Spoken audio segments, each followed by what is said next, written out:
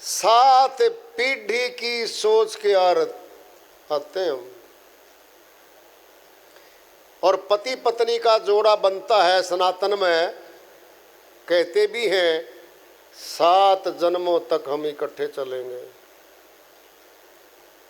प्यार है, मोहब्बत है पति पत्नी में।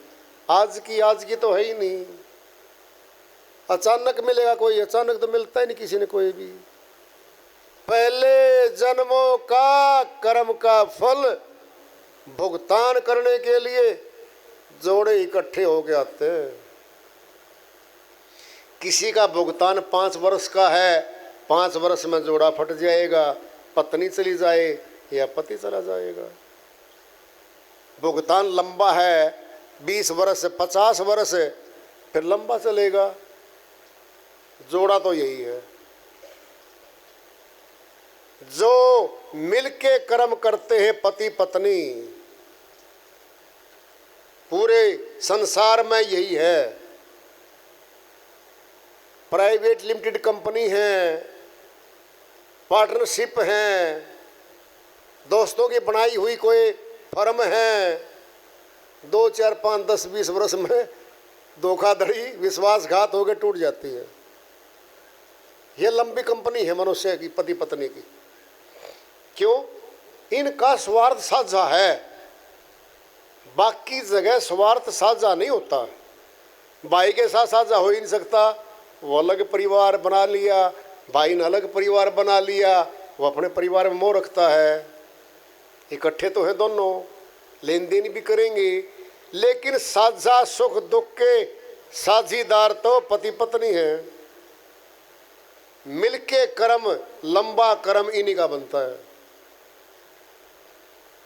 सनातन में बात तो सही है कि 7 पीढ़ियों तक चलेंगे ये जोड़े। क्यों? कर्म इकट्ठा बना है, फल इकट्ठा भुगतना है, तो फिर बदल के आएंगे ये, इन्हीं का चलेगा। सच्ची बात है, क्योंकि कर्म का सिद्धांत है यहाँ का। पूरी सृष्टि कर्म से निर्मित है, कर्म से नियंत्रित है, कर्म से संचालित भी है। बिना कर्म किए मनुष्य रह ही नहीं सकता। दुकान पे ना जाए, खेत में ना जाए, नौकरी पे न जाए, केवल घर में रहे, उसका चिंतन बंद नहीं होता।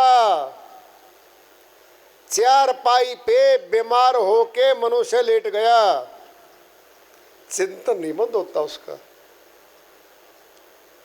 चिंतन विचार भी तो कर्म है, फल तो उसका ही मिलेगा। क्यों नहीं?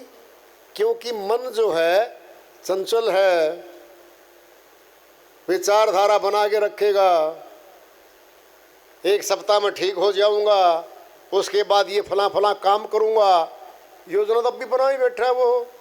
भले लगता है कि 4 पाई पे लेट रहा है, लेटा हुआ नहीं है वो, क्योंकि विचारों की श्रृंखला लगातार चलती रहती है। विचार सूक्ष्म कर्म है।